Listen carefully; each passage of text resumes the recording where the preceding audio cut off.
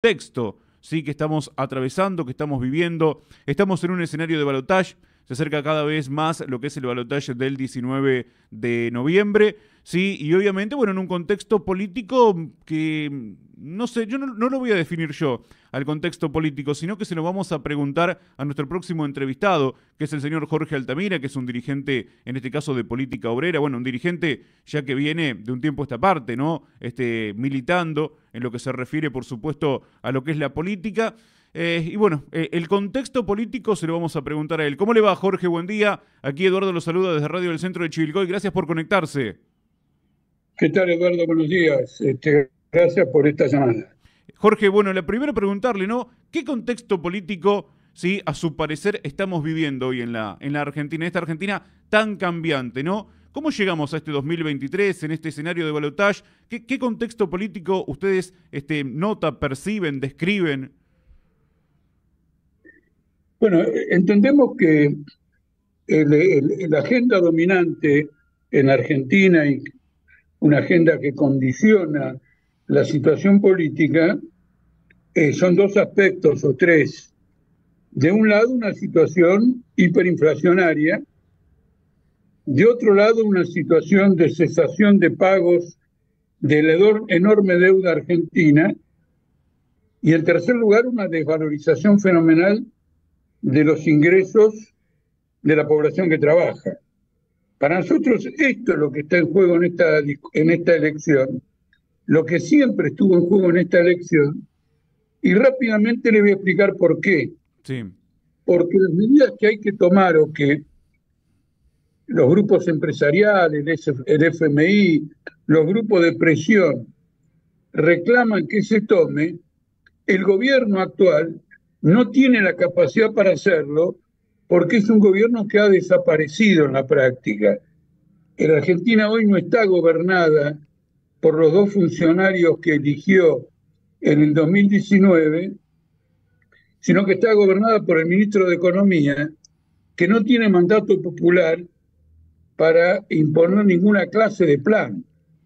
De manera que las elecciones tienen como función, objetivamente, no digo que nosotros querríamos que tenga esa función, tienen como función elegir y darle un mandato popular a quien tiene que llevar probablemente el mayor plan de ajuste económico de la historia argentina, con grave perjuicio para los trabajadores.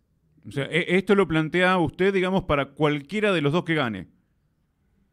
Porque es el tema objetivo, el destino del próximo gobierno, y no le digo de los 4 años, de los próximos 4 o 5 meses, Sí. es cómo resuelve una situación insostenible desde el punto de vista económico e insostenible para la población trabajadora. Si sigue dándole vueltas al tema con un cambio para los exportadores de soja, otro para sigue perdiendo reservas, puede entrar en una crisis terminal. Y si por el contrario adopta medidas de ajuste muy brutal, puede enfrentarse con una resistencia popular que, por lo que he visto, todos los sectores del poder descuentan que se va a producir. Sí. Así que usted ve un impasse que hay. Es decir, hay un mandato de devaluar, hay un mandato de producir un tarifazo, hay un mandato muy discutible con relación a las deudas que el Banco Central tiene con los bancos, la llamada del LIC y los pases, que son de 2.500.000.000.000 de pesos, unos 40.000 millones de dólares, y que es una bomba inflacionaria a punto de explotar. Esta es la agenda. Lo demás es la exposición de ideología con la que cada candidato cree que mejor seduce al electorado. Sí, Pero el problema sí. real, el único problema real es este. Y este problema real tiene dividida a la clase capitalista.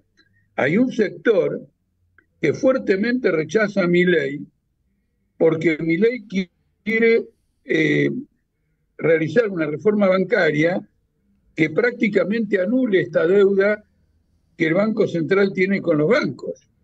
Y la Asociación de Bancos privados, extranjeros y públicos han declarado abiertamente que se oponen a esto y votan con los 10 dedos de su mano por Sergio Massa.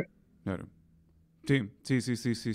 Ahora, Jorge, déjeme preguntarle primero, antes de volver a este tema, ¿qué lectura hace usted, sí, en lo personal, como dirigente de experiencia, digo, de este balotaje que se produce, ¿no? ¿Por qué la gente termina eligiendo a estos dos candidatos, sí, en relación a todas las propuestas que había, digamos, en materia electoral? ¿Qué lectura se hace?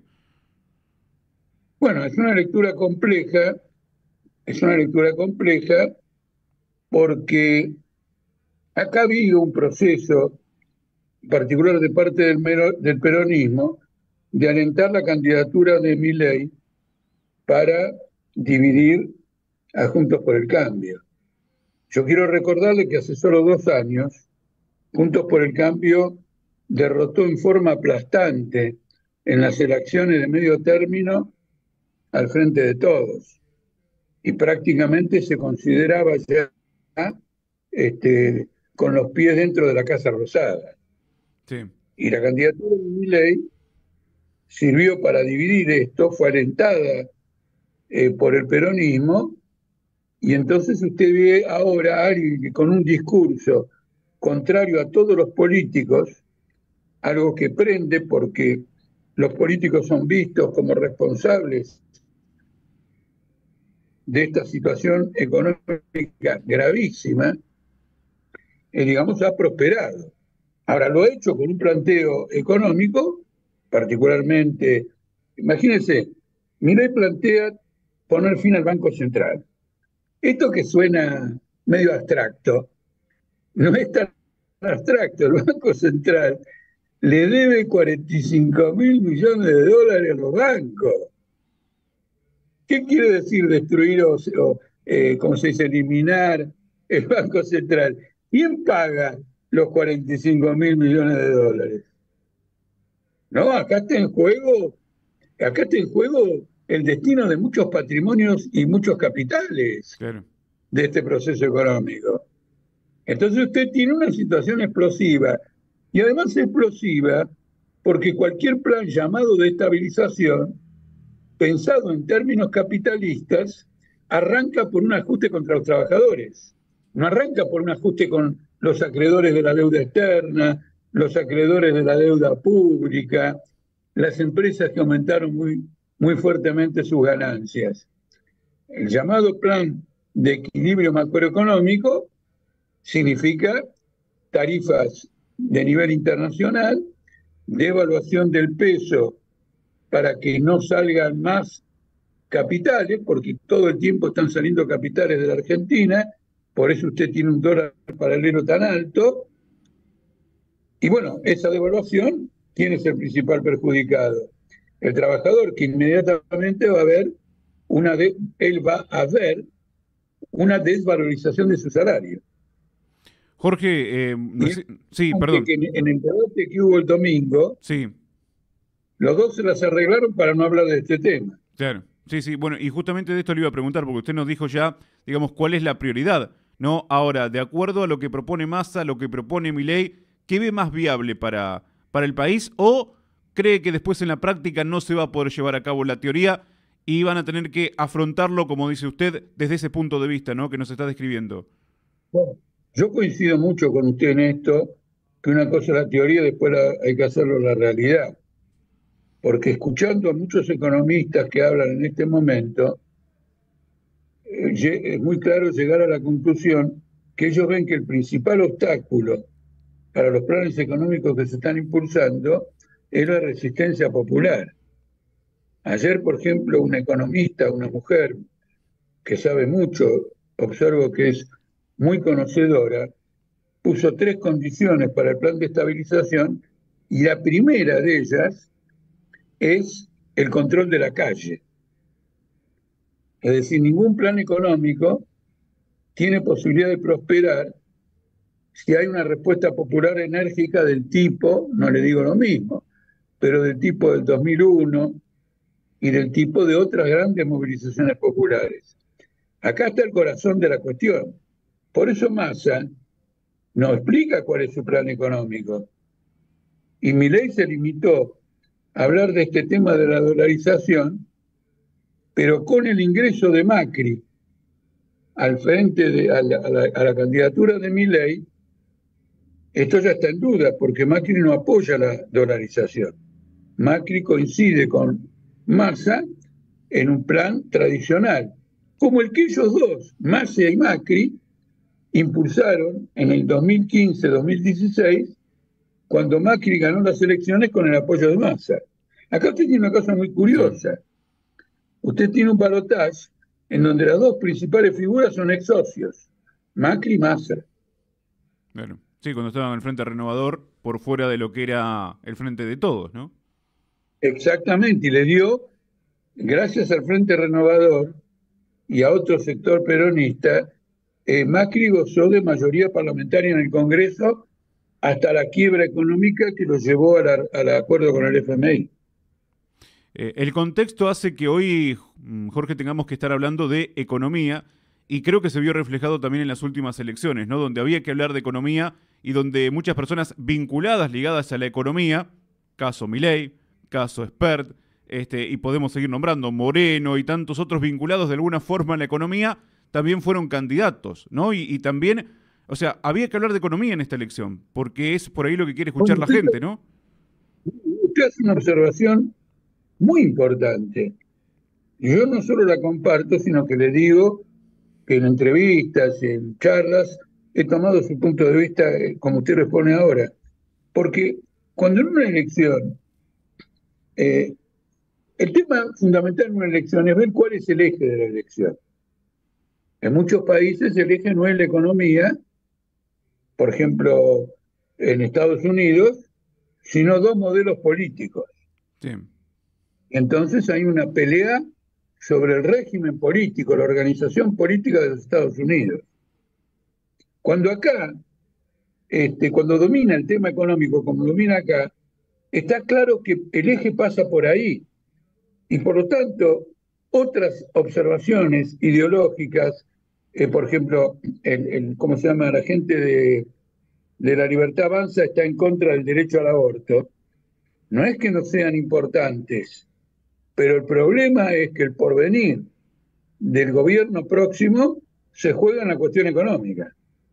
Por ejemplo, si llegan a tener éxito en la cuestión económica, y no sé qué sería el éxito, porque para ellos el éxito es un equilibrio macroeconómico que va a ser muy duro para los trabajadores. Usted piense sobre el nivel de 40% de pobreza, lo que significa un aumento del 30, 40, 50% en la nafta, en la luz, ya mismo en las prepagas. Sí.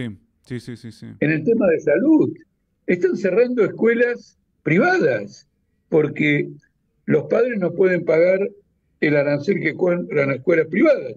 Si hay una devaluación, todo esto se multiplica. Por lo tanto, esto explica nuestra posición a favor del voto en blanco, porque la función para nosotros del voto en blanco es no darle mandato popular a ninguno de los dos candidatos que piensan desarrollar este plan.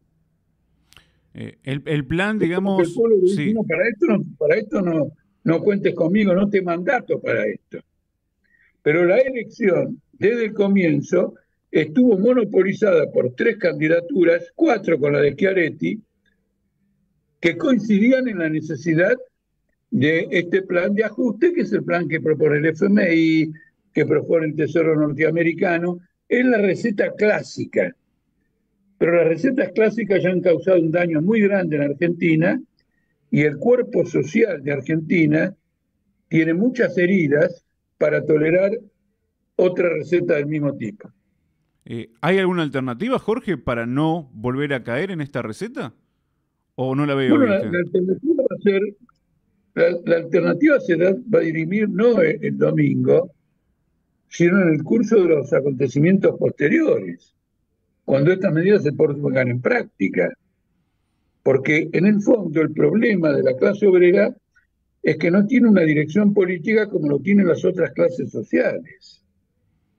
eh, hay Massa como Milei tienen un tránsito con los grandes grupos económicos que es su base de poder.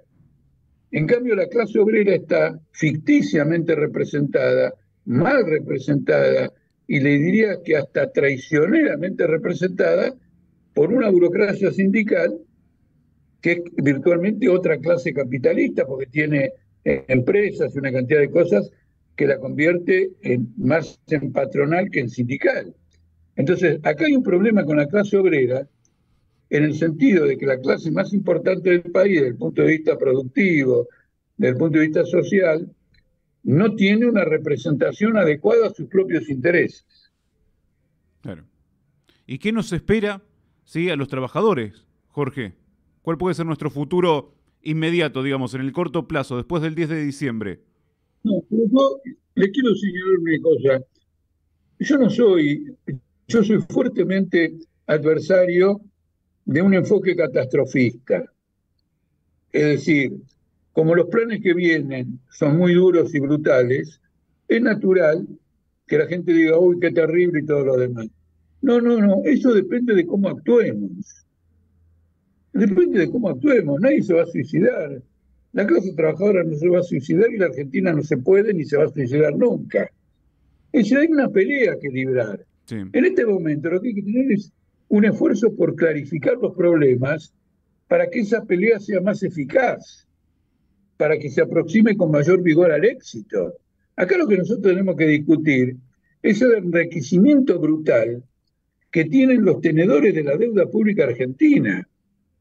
Por ejemplo, miren, todo el mundo piensa que la inflación es causada porque el Banco Central financia el Tesoro. No, de ninguna manera, hace 2 meses que el Banco Central no financia el Tesoro. ¿Pero qué financia? Financia a los tenedores de la deuda pública porque la deuda pública tiene una cláusula de contrato por el cual cuando el tenedor quiere vender esa deuda porque cree que va a caer, el Banco Central está obligado a comprarla y ha estado comprando deuda pública con emisión de moneda. Comprar deuda pública con emisión de moneda es subsidiar al tenedor de la deuda pública, que es algún gran capital, bueno, quiero decir, grupos económicos, fondos de inversiones, fondos mutuos, etcétera, grupos económicos con emisión monetaria. La gente sabe que la emisión monetaria se produce para subsidiar al capital, mentiras que sea para subsidiar al trabajo. Pero eso lean los diarios. claro. Yo no lo estoy inventando. Lea La Nación y lea Clarín, que son representantes de esos intereses. Sin embargo, se ven obligados a decir las cosas como son. Claro. Sí, sí, sí. Y esto es lo que nos produce después todas las complicaciones, ¿no? Que tenemos. Por supuesto, por supuesto. Imagínense que si usted compra deuda del Estado para cobrar un interés que se ajusta por inflación, se ajusta por dólar, diariamente. En cambio, los salarios se ajustan cada trimestre con retraso, mal, por debajo de inflación, en cuotas. Acá el Estado está financiando a toda esta gente y tanto Milei como Massa respaldan que esto ocurra, porque son los grupos económicos que lo sostienen a ambos en la campaña electoral. Jorge, el llamado entonces de política obrera para este 19 de noviembre, ¿el voto en blanco? Sí, sí, creemos que es el voto en blanco, pero no, en el pasado nosotros muchas veces decíamos, bueno, hay que votar en blanco porque ninguno representa los intereses de los trabajadores, es decir, en una posición principista. Ahora, además de principista, llamamos a que se entienda cuál es la función política. Si mañana aparece un 10% o 15%, es de voto en blanco. Para citar un dato, Sí, una gran advertencia al poder. Miren, candidatos, en algo tan difícil como votar en blanco, el 15-10% de la población no les da mandato para los planes de ustedes. Es el comienzo de una profunda resistencia, pero además digo profunda ¿por qué? Porque arranca con el voto. arranca con una comprensión del problema. Y bueno, por eso nosotros lo impulsamos y por eso por primera vez, desde cuando Perón estaba proscripto, y de esto le hablo hace 50 años, por primera vez el voto en blanco está cobrando peso en esta decisión final. No sé cuál va a ser el resultado, obviamente, pero se habla del voto en blanco en una medida en que no se ha hablado de este voto en blanco en los últimos 40 años de democracia. Jorge, le queremos agradecer como siempre la gentileza que tiene de atender a Radio del Centro de Chivilcoy y bueno, poder charlar, sí, en la previa de lo que es este balotaje, tratar de entender un poco este contexto, esta realidad que hoy estamos atravesando antes de una elección presidencial, nada más ni nada menos, ¿no? Con lo que ello implica. Bueno, le agradezco mucho, saludo de paso a todos los oyentes y le agradezco por supuesto esta llamada y Por esta favor. conversación franca y clara que hemos podido compartir. Gracias por atenderla. Seguimos en cualquier momento, Jorge, muy amable. Bien, gracias. Que siga muy bien. Jorge Altamira charlando con nosotros aquí en la mañana del centro, bueno, dirigente obviamente de, en este momento, política obrera, pero bueno, un dirigente de valía con muchos años de trayectoria, de experiencia, para tratar de analizar un poco esta realidad, esta actualidad que estamos atravesando y antes, sí, de este escenario de balotaje que nos propone este domingo 19 de noviembre, donde tendremos que ir por tercera vez en el año a las urnas. ¿Hacemos una tanda?